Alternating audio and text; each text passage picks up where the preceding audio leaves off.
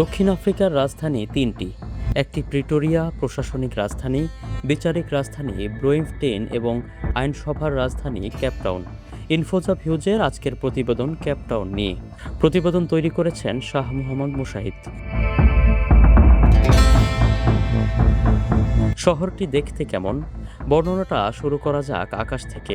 আপনি যখন বিমানে করে কেপটাউন বন্দরে নামার জন্য প্রস্তুত, তখন পাখির চোখে দেখতে পাবেন সাগর আর পাহাড়। আটলান্টিক ও ভারত মহাসাগরের অথই নীলের পর শুকনো ভূমি শুরু হয়েছে কেপটাউন থেকে।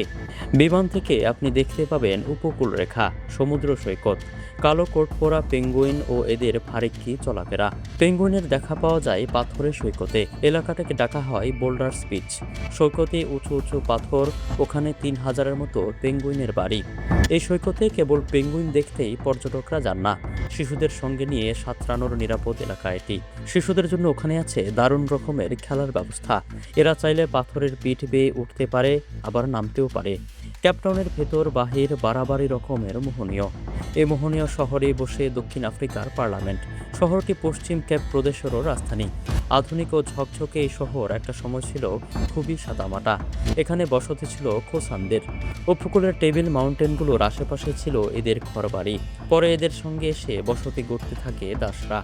১৬৫২ সালে জ্যান ভ্যান রিবেক এখানে আসেন। এরপর শুরু হয় দাস ব্যবসা। তারও আগে এলাকাটা ছিল ভারত, এশিয়া ও পূর্ব আফ্রিকার দিকে যাওয়া ওলন্দাজ জাহাজের জ্বালানি কেন্দ্র।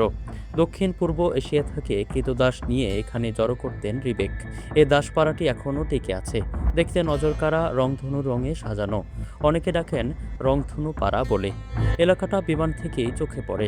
এখানে এখন যাদের বসতি তারা কৃতদাস নন, কিন্তু তাদের এই পাড়ার রংধনু রঙের পেছনে আছে একটি ইতিহাস।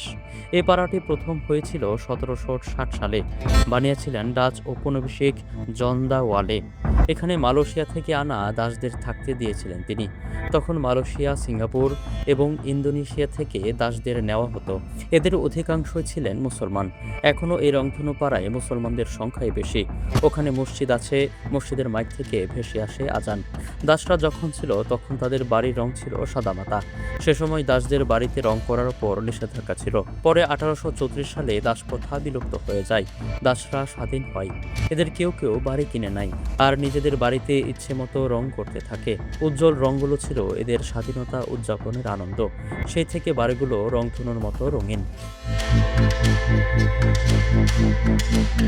আপনি যদি কৃতদাস, বর্ণবাদ এবং বিশৃঙ্খলার ইতিহাসটুকু কিছু সময়ের জন্য ভুলে থাকতে পারেন, তাহলে বর্তমান কেপটাউন আপনার কাছে ধরা দেবে স্বর্গের মতো করে। উপকূল রেখার কথাই ধরা যাক। ওখানে আছে টেবিল মাউন্টেন। এলাকাটা ঘুরে দেখতে দরকার হবে কেবল কার। পাহাড়ের পূর্ব দিকের ঢাল বেয়ে নেমে গেলেই সবুজ বন আর উপজাতিদের বসতি। এই এলাকাটাকে বলা হয় ক্রিস্টেনবুশ ন্যাশনাল বোটানিক্যাল গার্ডেন। এটি ইউনেস্কোর ওয়ার্ল্ড হেরিটেজ সাইট। এতে আছে ২৫০০-এরও বেশি প্রজাতির গাছ। বনের ভেতর দিয়ে পায়ে চলার পথ। একটু পরপর ছোট ছোট সেতুতে এসে পথগুলো থমকে যায়, তারপর আবার চলতে শুরু করে। চলতে চলতে কোথাও দেখা যায় ফুলের ঝোপ, ফুলের বাহারি সাজ, তবে বেগুনি ফুলগুলো একেবারে মুখিয়ে থাকে। একদিকে রহস্যময় প্রাচীন বন, অন্যদিকে সাগরকে রেখে আপনি হাঁটতে পারবেন মাঝপথ দিয়েও। সাগরে দেখবেন ঢেউয়ের সাথে উপচে পড়ছে ডলফিন, আর পাহাড়ে প্রতিধ্বনিত হবে আপনার হৃদয়। শহরের কেন্দ্র থেকে মিনিট ৫ পথ এগিয়ে উপকূলের দিকে গেলে দেখা পাবেন সিগন্যাল হিলের পাহাড়ি সারি থেকে। এই অংশটা যেন আলাদা করে মুখ বের করে রেখেছে, দেখতে অনেকটা সিংহের মাথার মতো। আগেকার দিনে এই সিংহের মাথাটি সিগন্যালের কাজ করত। দূর থেকে যখন কোনো জাহাজ কেপটাউনকে আন্দাজ করতে চাইতো, তখন এই সিগন্যাল কাজে আসত নাবিকদের। আর সিংহের মাথার ওপর থেকে পতাকা উড়িয়ে জাহাজগুলোকে ফিরে আসার সংকেত দেওয়া হতো। সিগন্যাল হিলের সামনেই পাতা আছে একটি কামান। এই কামানে গোলাপ ফুটিয়ে জাহাজকে সংকেত দেওয়া হতো। সিগন্যাল হিল থেকে সূর্যের ডুবে যাওয়া দেখতে সুন্দর। সন্ধ্যার আগেই অনেক পর্যটক সেখানে চলে যান। সিংহের ঘাড়ে চেপে একদিকে দেখেন সাগর, আর অন্যদিকে হঠাৎ জ্বলে ওঠা কেপটাউনের আলো। যদি রোমাঞ্চকর পরিস্থিতির মুখোমুখি হতে চান, তাহলে সাগরে ডাইভ দেন। ডাইভের পোশাক পরে নিয়ম মেনে নামতে হবে আপনাকে। নামার পর আপনি হবেন সাদা তিমির মুখোমুখি। উপকূলের বিভিন্ন পয়েন্টে কয়েকটি ট্যুর অপারেটর ডাইভিংয়ের ব্যবস্থা করে রেখেছে। জুন থেকে সেপ্টেম্বরের মধ্যে তিমিগুলো ওয়েস্টার্ন ক্যাপের উপকূলে থাকে না। সাদা তিমি দেখার জন্য ভালো সময় এপ্রিল এবং অক্টোবর মাস।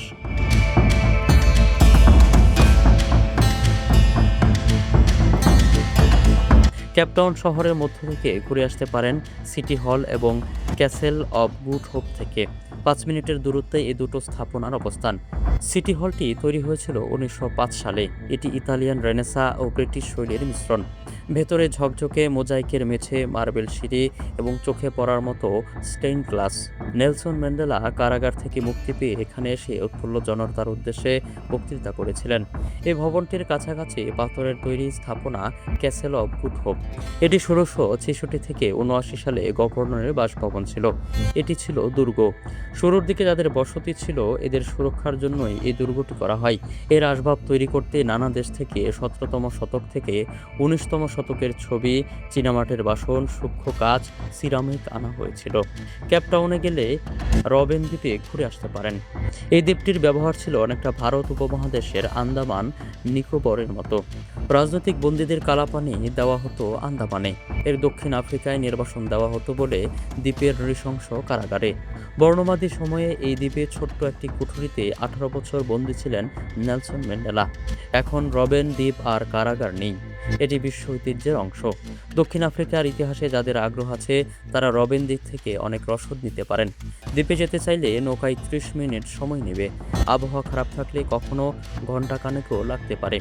দর্শনার্থীদেরকে এখন খুঁটিয়ে খুঁটিয়ে দেখানো হয় নৃশংস কারাগারের চিহ্নগুলো। ম্যান্ডেলা যে ঘরে থাকতেন সেই ঘর থাকে পর্যটকদের কৌতূহলের শীর্ষে। আরও অবাক তথ্য হলো, তখনকার দিনে যারা বন্দী ছিলেন তাদের অনেকেই এখন এই দ্বীপে পর্যটকদের গাইড হিসেবে কাজ করছেন।